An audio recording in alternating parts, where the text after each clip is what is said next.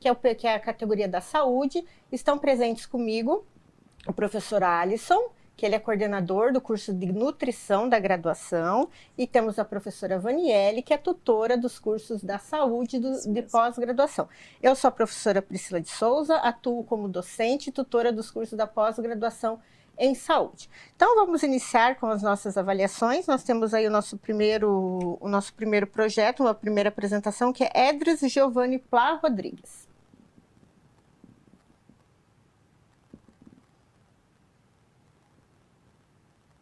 Ouvindo bem? Ouvindo, estamos sim. Está nos ouvindo? Tá certo. Sim, perfeito, perfeito. Edris, saudações, seja bem-vindo. Lembrando que que o período da avaliação são 15 minutos, você dispõe de 8 minutos para fazer a apresentação do seu projeto, e daí o tempo restante será para a banca avaliadora. Tá certo. A apresentação são vocês que passam ou eu tenho controle? Não, você pode passar. Você pode passar. É aqui no canto? Isso. Quando você se sentir preparado, pode iniciar. Tá. Eu não estou conseguindo acessar a apresentação. Perdão. Nós conseguimos passar por aqui para você. Tá bem. Tá bem? Tá certo. Pode passar para a segunda slide e eu posso começar já.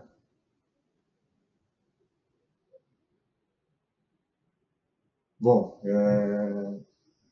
começando então a minha apresentação, quero agradecer a oportunidade de apresentar esse projeto, que ele é um projeto que hoje virou uma política pública, mas que transcorreram nessa implementação 5 anos. Ele começou em 2019 e agora em 2024 a gente está conseguindo avançar naquilo que foi construído, certo? Então, como o título já está, né, informando, é um projeto voltado à saúde coletiva, né? A gente tem uma cultura dentro dos serviços de saúde de dar mais prioridade, e claro que isso não poderia deixar de ocorrer, de fazer assistência, mas também fazer a parte preventiva, né? Então, esse modelo que a gente criou em Santa Vitória do Palmar, a partir de negociações com gestores, a partir de capacitação de servidores de saúde, ele acabou gerando uma condição, né, que se destacou na macro-região sul. Eu peço que passe o slide para eu mostrar a parte do mapa, né? Que Santa Vitória fica aqui no extremo sul do Rio Grande do Sul. Sempre a gente ouve falar do Iapoque ao Chuí, como, né, o Chuí sendo aqui o extremo sul, né, o território. Na verdade, a gente tem Santa Vitória tem a Barra do Chuí, que é o Arroio Chuí, que fica na fronteira com o Uruguai, que é o nosso extremo sul. O nosso município é o quarto maior em extensão de toda a zona sul do Brasil. Esses 3 estados aqui, o nosso é o quarto maior município, né? E por ter essa extensão territorial, a gente tem diversos problemas em relação, principalmente, aos problemas de saúde relacionados ao trabalhador, e aí daí a necessidade do projeto. Pode passar para o próximo slide.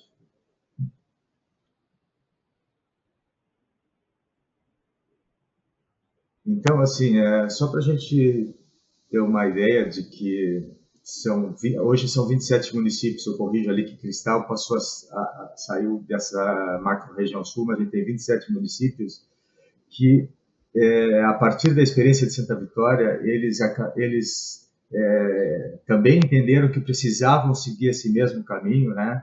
Ou seja, construir uma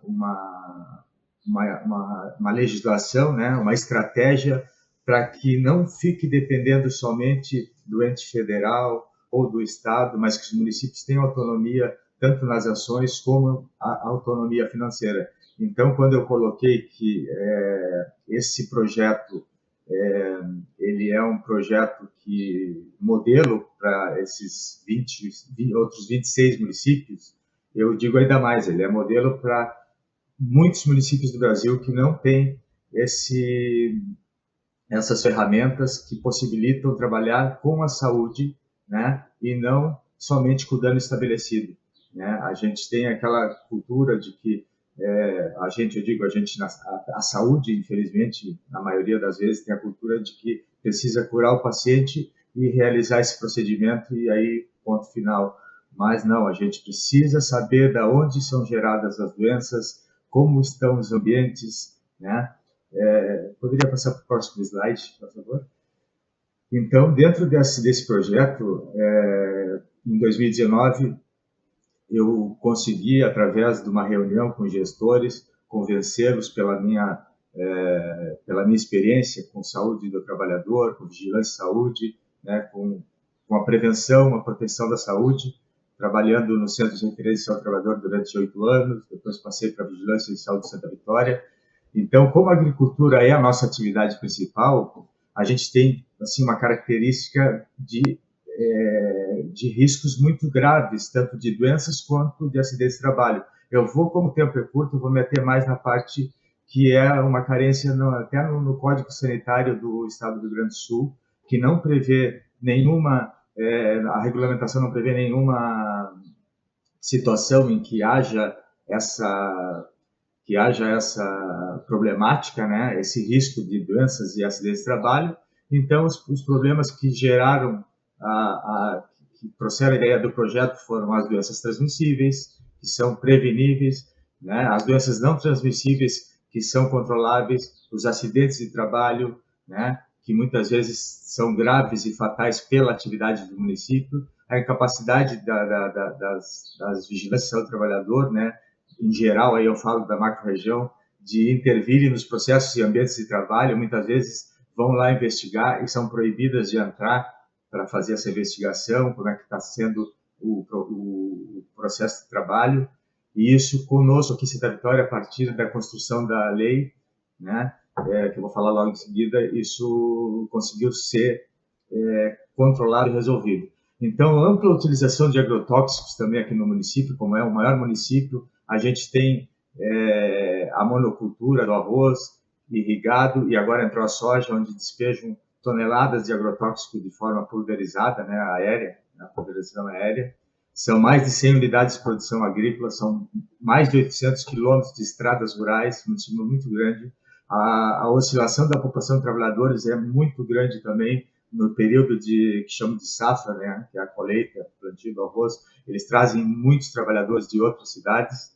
Então, são diversas as problemáticas que esse projeto, pode passar o slide, esse projeto ele foi feito para... Então, a primeira etapa foi a criação da Lei Municipal, CC 6275, que é uma regulamentação e também traz a parte de infração e nos dá autoridade sanitária, poder de polícia para entrar nos ambientes de trabalho e qualquer outro ambiente que necessite de uma inspeção, né, mediante os dados notificados na rede, que nos norteiam também para trabalhar. O aprimoramento das ações contempladas na política municipal, né, repercutir no meio ambiente, mas principalmente nos processos de trabalho, onde a gente conseguiu resolver muitas situações, né, desde que a Política Municipal de Vigilância e Saúde conseguiu ser aprovada, e aí a gente ficou numa situação de que não tinha uma autonomia financeira e faltavam ferramentas. Então, a partir de 2022, conseguimos instituir e aprovar o Fundo Municipal de Vigilância Sanitária, aqui eu errei, Vigilância FMVS. Esse fundo nos traz os recursos que são taxas de multas, né, taxas de vigilância sanitária e multas, que são aplicadas agora na própria vigilância, onde a gente já conseguiu adquirir um veículo, uma caminhonete 4x4, para poder, a diesel, para poder fazer a fiscalização, a educação e a verificação desse território enorme. E a gente tem conseguido também concluir um auditório para fazer educação. Então, o projeto, o tempo é curto, é difícil expressar todo o projeto, mas é mais ou menos isso aí. Ok. Edris, agora eu abro para a nossa banca avaliadora, para os questionamentos, professores. Pode iniciar. Edris, por que você acha que o seu projeto ele deve ser o vitorioso do nosso Top Inovação desse ano? Assim, eu acredito, só em ter essa oportunidade de estar participando e demonstrando para os outros municípios que esse projeto já chegou numa final, para mim já é de grande valia. E eu acho que ele tem chance de ser vitorioso porque ele é uma situação que se faz necessária atualmente pelas características da produção e do capitalismo, né, que acaba prejudicando a saúde dos trabalhadores e da população, e não existem políticas públicas municipais, né, como prevê a Constituição de 88, da municipalização das ações de saúde, e os municípios não conseguem, muitas vezes por questões políticas partidárias, né, não dá para mensurar quantas pessoas deixaram de adoecer, mas ele é um projeto que, se aplicado, vai trazer qualidade de vida para a população, né, e não trabalhar com o dano estabelecido com a doença. Não sei se eu respondi a sua pergunta. Sim, respondeu. E também, né, pensando nesse seu projeto, você vê uma viabilidade para ele ser expandido tanto a nível estadual ou nacional? Ótima pergunta. Essa assim, eu tive uma experiência profissional, trabalhei 8 anos no Centro de Referência de Saúde do Trabalhador, onde participei do Conselho Estadual de Saúde. Tive uma experiência num Sereste de São Paulo, Piracicaba, que é um dos mais, vou dizer assim, uma referência dos Serestes brasileiros, né? E lá eu trabalhei e vi que já existe projeto semelhante. Então, assim, ó, eu não só acho que ele deve ser, né, multiplicado, como, aliás, eu não só acho que ele deve, como ele é a única maneira de trabalhar com saúde, né, com a saúde da população, evitando sobrecargas de tratamentos de assistência nas unidades básicas de saúde, porque muitas das doenças têm a sua origem não só nas questões hereditárias, mas no ambiente, no meio ambiente, seja ele de trabalho, seja ele na cidade, seja ele nos processos produtivos. Eu sim acho que ele pode ser multiplicado, e se multiplicado, nós teremos um resultado extraordinário em todo o território, porque as ações ficaram por conta dos municípios, mas os municípios, por terem estrutura técnica, muitas vezes menor, né,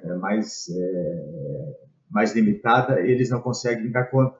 Mas para isso são criados serestes, que dão retaguarda técnica especializada, né, as coordenadorias de Estado, enfim, eu acho que sim, acho que ele deve ser, é a única chance de a gente conseguir atingir esse grau de qualidade de saúde, porque se a gente depender do Ministério do Trabalho e Previdência, sabemos que eles não conseguem atingir, todos os municípios são entes federativos, desculpa, são órgãos federais que não conseguem atingir lugares longínquos, né? Então, eu acho que esse é o caminho.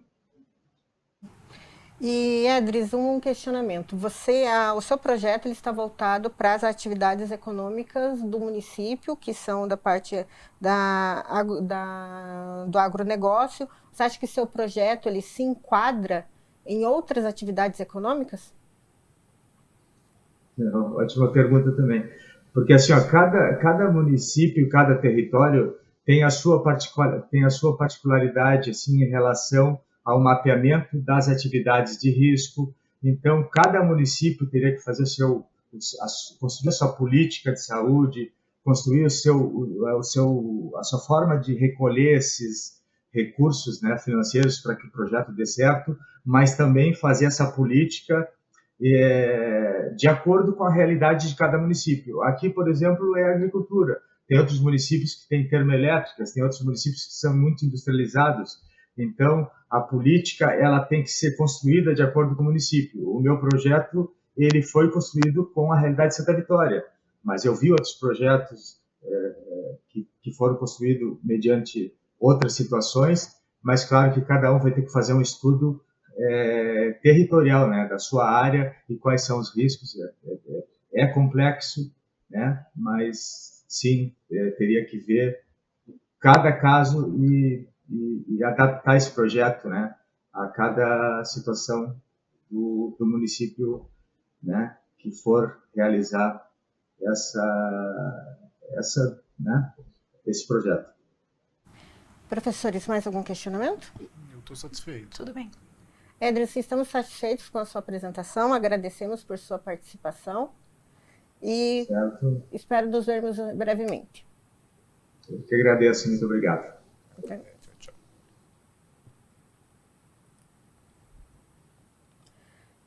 Seguindo agora com a nossa categoria de saúde, temos mais um projeto, que é um projeto que será apresentado pela Luana Cruz Machado. Olá, boa tarde, Luana. Boa tarde, vocês estão conseguindo me escutar bem?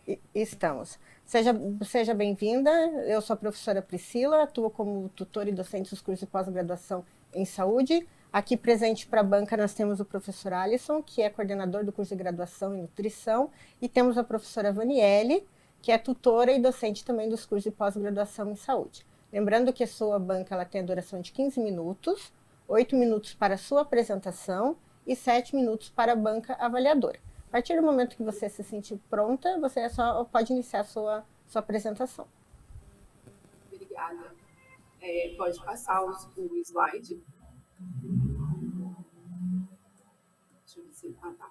A Elucidativa, ela nasceu de mentes criativas, unindo tecnologia, criatividade e visão humana, através do programa de impacto da Brasil Conference, Harvard MIT.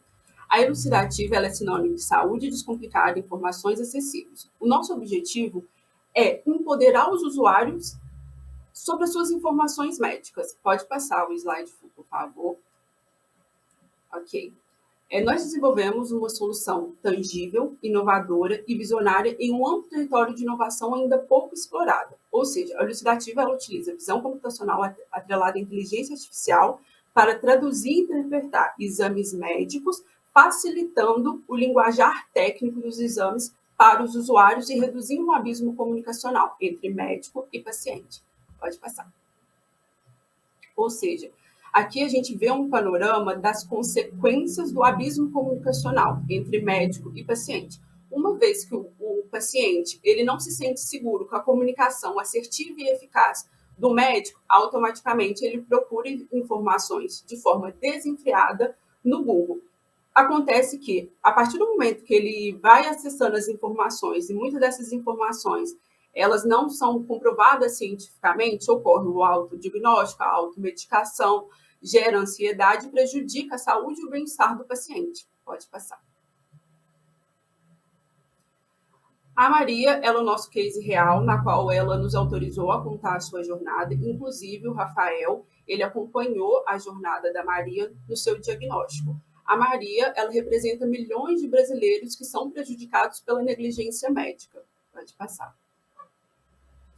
A Maria ela foi diagnosticada com câncer gástrico avançado em estágio terminal. Quantas Marias nós não conhecemos? Esse resultado ele poderia ter sido evitado se lá no início, quando a Maria ela procurou atendimento médico, se os médicos que atenderam ela durante a sua jornada inicial tivessem uma comunicação mais clara, assertiva e eficaz. Pode passar.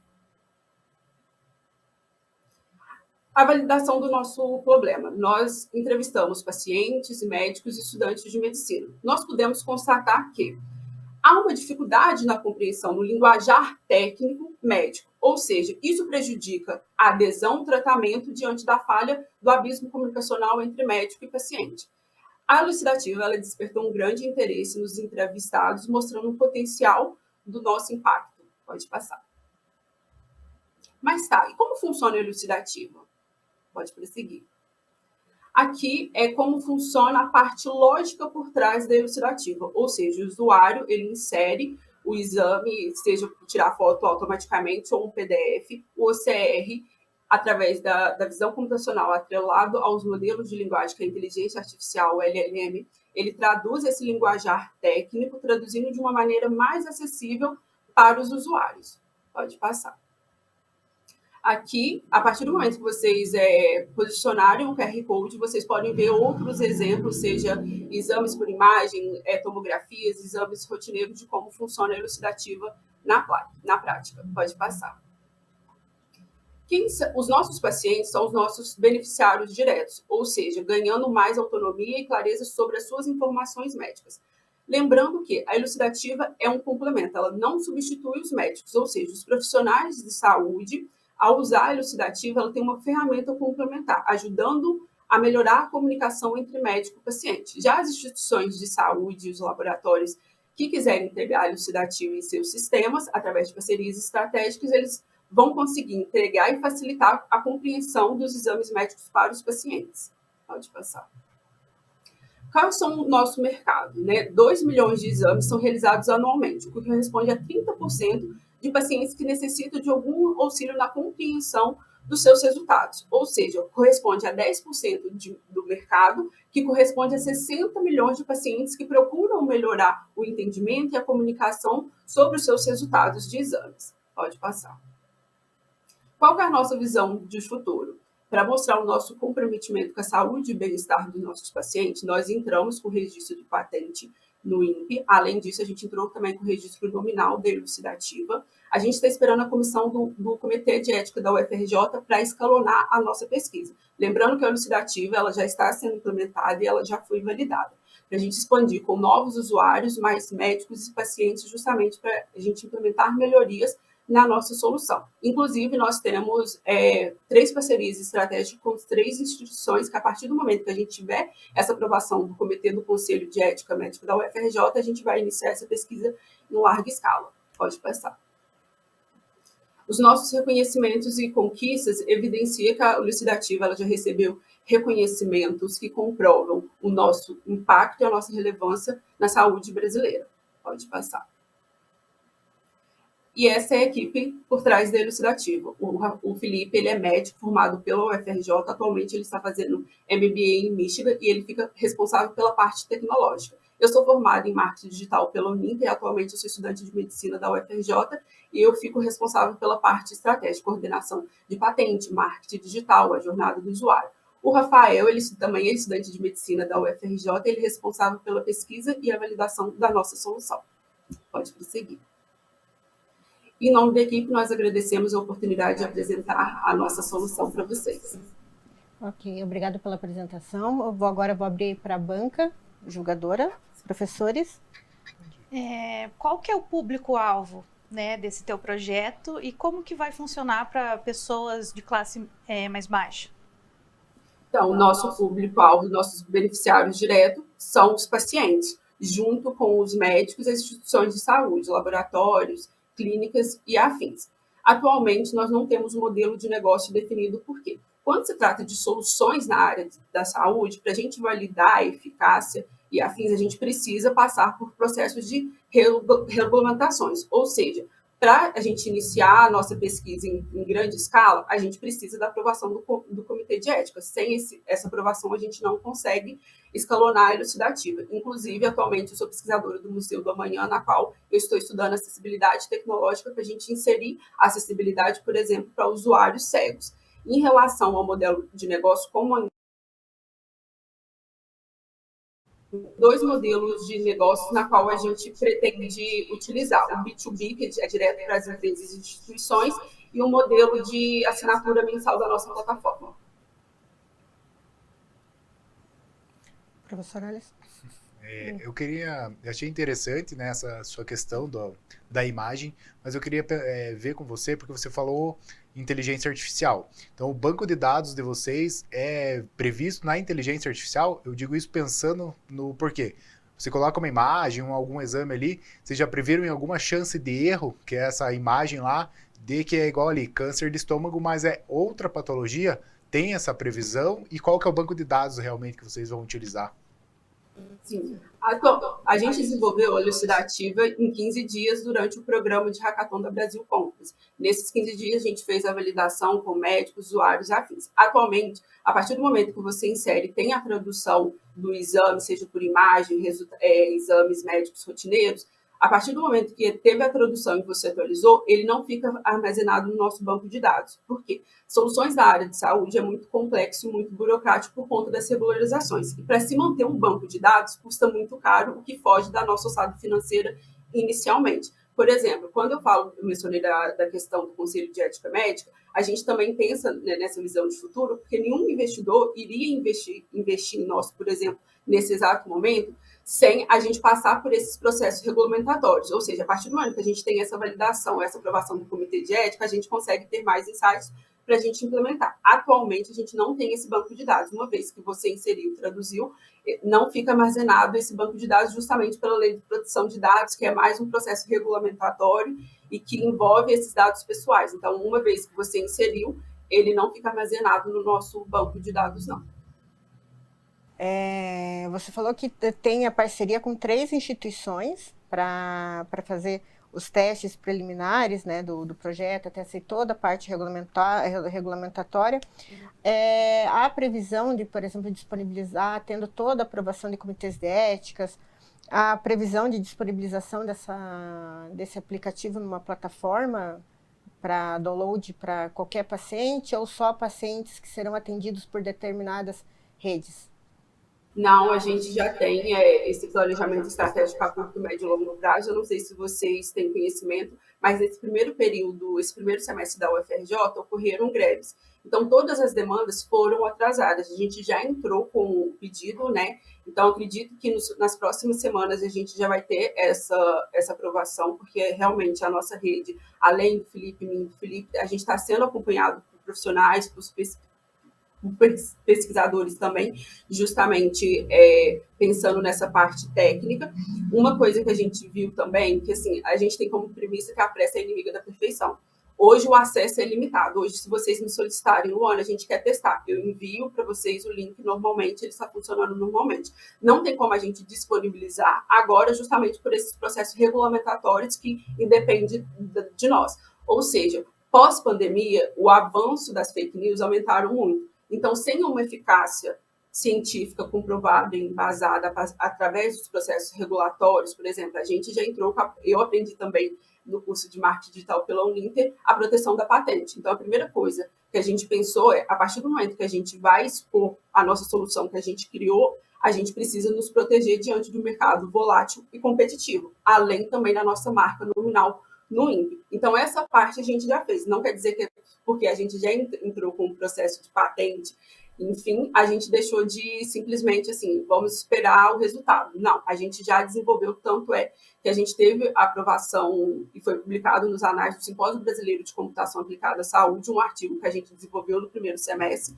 Inclusive, agora, meio-dia 10, eu recebi também uma outra aprovação do simpósio que a gente vai apresentar e a gente vai receber menção honrosa para dar seguridade aos pacientes. Então, sim, a gente pretende disponibilizar no mais tardar, a partir desse momento que a gente entrou com os processos, teve a aprovação do Conselho, no próximo semestre do ano que vem, primeiro semestre de 2025, para grande escala da população, a partir do momento que a gente tem essas validações e essas aprovações regulamentatórias.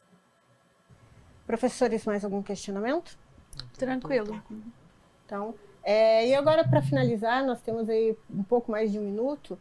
Por que você acha que o seu projeto deve ser o vencedor do Prêmio Top Inovação? Obrigada pela pergunta. Eu acredito que nós desenvolvemos uma solução extremamente inovadora em curto período de tempo, que resolve um problema crítico da saúde brasileira. Quem nunca passou por uma negligência médica e procurou alguma informação no Google? Nós nos unimos como as mentes criativas, redesenhando o futuro inovador da saúde pública. Ou seja, a nossa solução, ela utiliza tecnologia, inteligência artificial, para resolver um problema latente na nossa saúde brasileira, na qual a gente tem como propósito e missão empoderar os usuários sobre as informações médicas. A gente consegue reduzir esse abismo comunicacional entre médico e paciente, a gente consegue reduzir essas buscas desenfreadas no Google, que muitas das vezes as informações elas não são eficazes, não são tão precisas quanto. A gente consegue fazer que, a partir do momento que o paciente ele tem conhecimento, entendimento sobre as suas informações médicas, ele consegue aderir ao tratamento, ele consegue ter uma comunicação mais assertiva e eficaz para o paciente, para que não tenha mais tanta negligência médica crescendo, que a Maria não se torna uma estatística brasileira. Ok, Luana, muito obrigada por sua participação. Nos vemos em breve. Eu te agradeço. Obrigada. E seguindo agora com a a banca avaliadora, vamos para mais um projeto na categoria de saúde, que será apresentado pela Elaine Stadler Riss. Elaine? Boa tarde. Olá, boa Estamos tarde. escutando? Estamos sim. Elaine, eu sou a professora Priscila, atuo como docente e tutora dos cursos de pós-graduação em saúde. Para compor a banca comigo estão presentes o professor Alisson, que é coordenador do curso de nutrição da Uninter, e temos a professora Vaniele, que também é tutora e docente dos cursos de pós-graduação em saúde da Uninter. Lembrando que você tem 15 minutos, esses 15 minutos, 8 para sua apresentação e 7 para a julgação da banca avaliadora. A partir do momento que você se sentir pronta para iniciar sua apresentação, sinta-se à vontade. Ok, podemos começar. Obrigada pela oportunidade de estar aqui hoje, né, apresentar esse projeto para vocês, que se chama Monte Seu Prato. Ele iniciou, né, com o desafio de promover educação nutricional para os alunos de uma escola de educação especial, que é a FEP. Aqui eu me apresento, né, trabalho há 6 anos na FEP, pode passar os slides. O start, né, do projeto foi que após a pandemia, ali na escola que eu trabalho, com mais de 300 alunos, metade dos meus alunos vinham numa crescente na questão da obesidade e excesso de peso. Pode passar? A ideia do projeto surgiu, né, o start inicial foi a questão que eles consumiam muita alimentação pela patologia deles também, né? Então a gente identificou esse problema e viu que para trabalhar esse excesso de comida, melhorar a qualidade de vida deles, né? E percebeu que era falta de conscientização mesmo entre eles. A gente criou esse quadro ilustrativo ali, como fica nos refeitórios, o antigo, no outro slide que a gente estava antes, né? Mostrando ali a quantidade que eles podem comer, de acordo com o Programa Nacional da Alimentação Escolar, né? E a gente usou os mascotes da FEP, que são os bonequinhos ali, falando sobre o que cada alimento fornece, aprendendo, promovendo educação nutricional mesmo para eles e dando autonomia. Pode passar. O próximo slide. O objetivo principal ali, vocês veem a imagem real dos nossos alunos servindo, né? Os professores e atendentes começaram a ajudar eles a dar autonomia, desde esperar na fila, com boas escolhas alimentares e adesão à merenda, porque antigamente a gente tinha um consumo muito grande de biscoito, né? Então os alunos não aceitavam merenda, davam biscoito para os alunos e a quantidade era bem grande. E com isso a gente com o tempo conseguiu trocar, né? A gente trocou o biscoito por fruta, verdura e a melhor aceitação do cardápio com a introdução de alimentos saudáveis. Pode passar? Como que a gente fez essa atividade, né? Então, foram 3 passos. O primeiro passo foi explicar de forma lúdica aos alunos a questão do tamanho da sua fome, que a gente brinca com eles. Então, a fome de leão, a fome de formiguinha, né? Então, a fome de leão é quando o aluno está com muita fome, ele não pode comer mais do que está ali naquele quadro que vocês viram no outro slide, dizendo a quantidade que ele podia comer. E a fome de formiguinha, ele não é obrigado a comer o que está no quadro, ele pode comer de acordo com o seu apetite. Pela escola trabalhar com uma grande porcentagem de crianças em vulnerabilidade social, os professores tinham muito essa questão emocional, né? Então, assim, eles queriam agradar ou achando que dando muita comida numa refeição ia ajudar essa população a se manter nutrida, né? Então, no segundo passo foi orientar os professores atendentes, que são nossos parceiros ali para fazer o projeto acontecer, né? Junto com os estagiários da nutrição, dizendo para eles, assim, o que é a diretriz do PENAI, como que eles devem se portar com os alunos, no sentido, assim, de fazer boas escolhas e auxiliar, né? Porque os professores são o centro deles. Então, se o professor fala que o mingau de aveia é gostoso, muito provável eles vão experimentar também, né? Então, a gente veio fazendo esse trabalho com eles, eles abraçaram a ideia e foi bem bacana. E, por terceiro passo, levar conhecimento aos pais. Então, foi desenvolvido vários materiais, né, de alimentação saudável, com dicas, com cartilha, com lúdico, mostrando coisa para as famílias darem continuidade nesse projeto em casa. O próximo. Hoje, o desafio atual, né, do nosso projeto é sustentar essa autonomia dos alunos que eles adquiriram, né? E isso é muito legal porque, assim, lá na escola, todos têm uma deficiência intelectual. E eles aprendem muito. Então, assim, eles associaram a imagem com a quantidade, eles entram no refeitório já olhando para o quadro, vendo o que eles podem comer naquele dia, eles falam 1 concha, 2 conchas, 3 colheres, eles já são treinados para isso. E quando eles estão com muita fome, eles podem repetir frutas e verduras. Era uma coisa que a gente não tinha consumo na escola. E hoje, quase 100% dos alunos se alimentam super bem na escola nesse sentido. Então, ali o treinamento com os professores, o treinamento do pai, tudo ajudou. A questão da seletividade alimentar foi um dos desafios que a gente teve. E isso ajudou, né, com a escada da alimentação, a gente foi levando vários treinamentos para os alunos e isso está funcionando na prática. O próximo. Um dos monitoramentos que a gente faz lá é o monitoramento do peso e altura dos alunos, né? E 2 vezes por ano. E o que a gente percebeu nesse 1 ano de implantação do projeto, que 50%, mais de 50% mantiveram, né, o estado nutricional, perderam aquela crescente que vinha pós-pandemia, e o restante teve alteração, mas não foi significativa como vinha nos últimos anos. Ela super tem capacidade para entender tudo e funciona super bem, é muito bacana mesmo. O projeto faz 1 ano e meio que está implantado, e ele vem numa crescente, assim. Então, a gente tem muitas ações, muitos projetos em parceria com as instituições de ensino, né? Então, eu tenho várias estagiárias que me ajudam que isso se torne real mesmo. E gostaria de perguntar para você, né, pensando nessa sua ideia, eu achei bem interessante, né, a educação nutricional é importante realmente, e você falou do PENAI. Então, claro que você trabalhou com um público específico ali e trouxe o resultado que, assim, é um resultado quantitativo, né? Normalmente, quando a gente pensa nessas questões, a quantidade realmente é o que importa no fim das contas, né? Que foi ali aquele manteve o peso. E você vê como, se você conseguiria extrapolar isso, né? Pensando num nível estadual também, esse seu projeto, num nível federal, como que tem essa oportunidade, você vê esse projeto indo, né, nessa linha?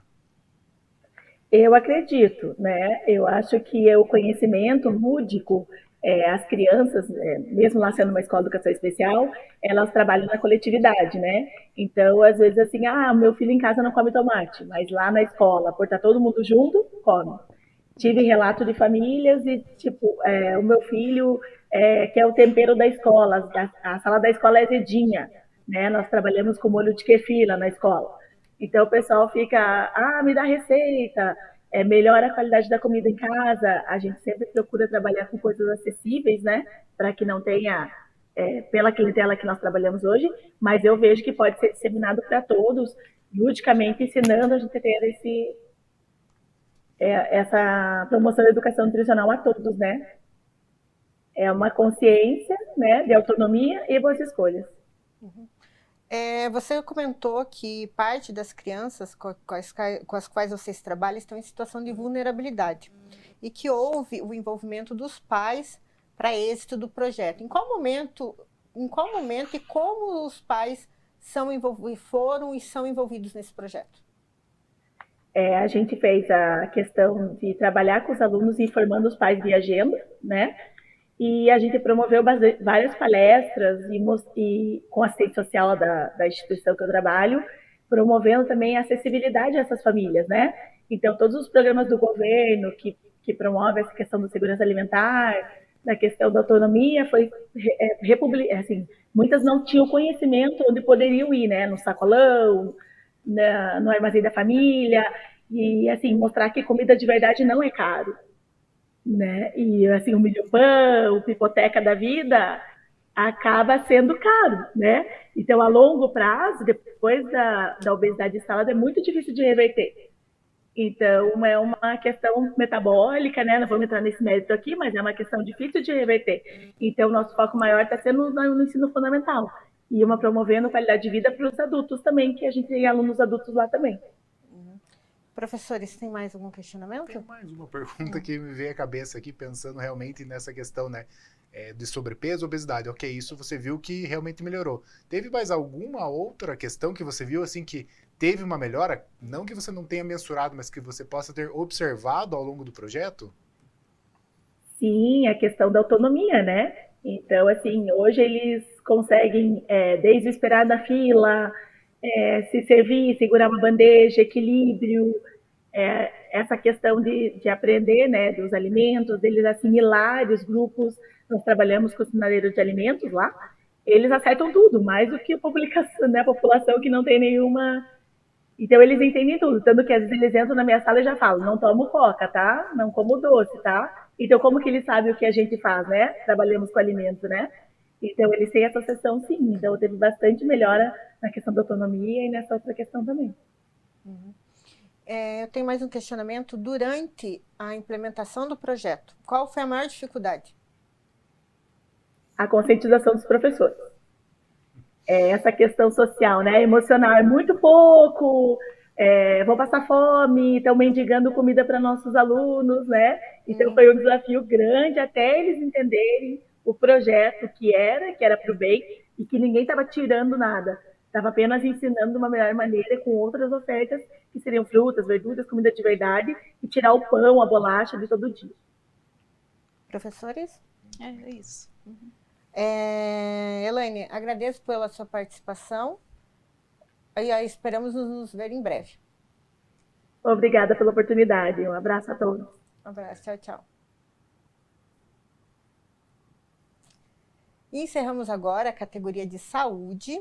Vamos para um breve intervalo e na sequência nós começamos com a categoria saúde animal. Fiquem aí e continue nos acompanhando.